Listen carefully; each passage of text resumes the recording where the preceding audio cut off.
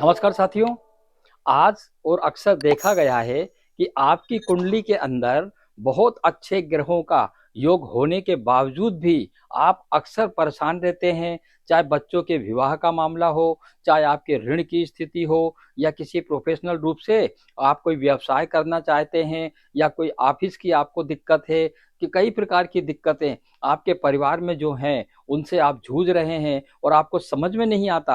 आप कई लोगों को अपनी कुंडली भी दिखा चुके हैं और आप सोचते हैं कि ऐसा क्या कारण है जिससे कई उपाय करने के बाद भी मुझे सफलता नहीं मिल रही है। इसका सबसे बड़ा कारण है कि जो गोचर होता है चंद्रमा का, उसमें राशियों का जो भ्रमण किया जाता है, उस राशि में जो ग्रह भ्रमण करते हैं वो आपकी कुंडली में इस वक्त किस भाव में भ्रमण कर रहे हैं। क्योंकि चाहे आपकी कुंडली में कोई ग्रह कितना अच्छा क्यों ना हो, लेकिन इनकी भ्रमण करने वाले ग्रह की स्थिति यदि कुंडली में 6, 8, 12 या कन्या ऐसे स्थान पर बैठ गई है जहां से आपको नेगेटिविटी मिलनी ही मिलनी है, तो ऐसी स्थिति में आपको कैसे पहचाने कि आपको क्या करना है। सबसे पहले आप अपनी कुंडली का आकलन कीजिएगा। कुंडली कैसे देखें यह मैं पहले बता चुका हूं।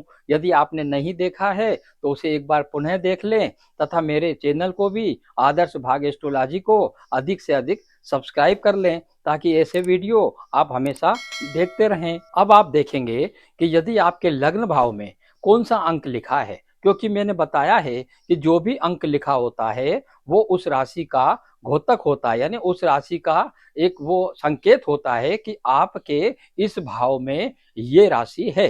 अब उस राशि में कौन सा ग्रह इस वक्त भ्रमण कर रहा है ये देखना आपको पंचांग से जरूर चाहिए। उदाहरण के तौर पे यदि आपकी कुंडली में 1 नंबर लिखा हुआ है और 1 यानी मेष राशि का घोतक होती है, तो अब मेष राशि का आपका लग्न चार्ट यदि तैयार हो गया है तो उस लग्न चार्ट में चूंकि राहु इस वक्त 12 नंबर में दिखेगा लिखा हुआ, तथा आपको केतु 6 नंबर में और शनि 11 नंबर में। अब इन तीनों की स्थिति चाहे आपकी कुंडली में कितनी अच्छी क्यों ना हो, क्योंकि 12वें भाव में यहाँ पर आपको राहु दिख रहे हैं, तो आपको राहु के उपाय करने ही होंगे। साथ ही 11वें भाव में जो इनकम का घर होता है उसमें शनि का जो आपको संकेत मिल रहा है कि वर्तमान में गोचर में कुंभ राशि में शनि है और वो मेरे इनकम के घर में बैठ गए हैं, जिससे कि मुझे परेशानियों का सामना करना पड़ रहा है। जबकि आपकी कुंडली में शनि बहुत अच्छे होंगे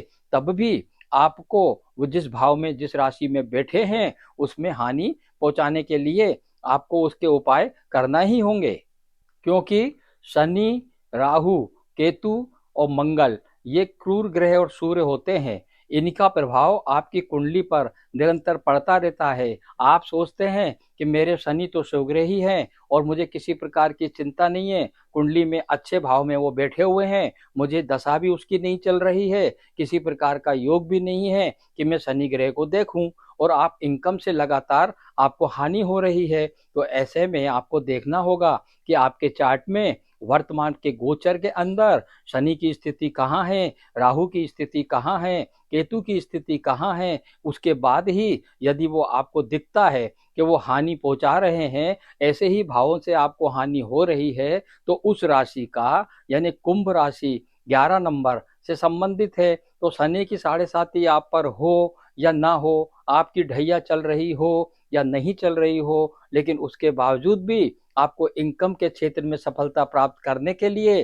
शनिदेव के उपाय जरूर करने होंगे। इसी ही प्रकार से आप किसी अच्छे ज्योतिष को अपनी कुंडली दिखवाकर और किस प्रकार से गोचर की स्थितियां हैं उनका यदि निराकरण करवा लेते हैं, तो निश्चित रूप से आप देखेंगे कि जिस भाव में भी क्रूर ग्रह वर्तमान में गोचर में हैं उसके लाभ भी आपको प्राप्त होने लग गए हैं और आप समस्त परेशानियों से छुटकारा पा सकते हैं। और अगर आप चाहते हैं कि मैं स्वयं आपकी कुंडली देखूं और आपको उसके बारे में और विस्तृत रूप से उपाय के साथ कुछ बताऊं, तो इसके लिए मेरा मोबाइल नंबर नीचे डिस्प्ले हो रहा है, तथा मेरी वेबसाइट पर जाकर आप एक कंसल्टेशन कॉल बुक कर सकते हैं, तथा आदर्श भाग्य एस्ट्रोलॉजी को अधिक से अधिक लाइक कर सब्सक्राइब करें। धन्यवाद साथियों। जय श्री सीताराम।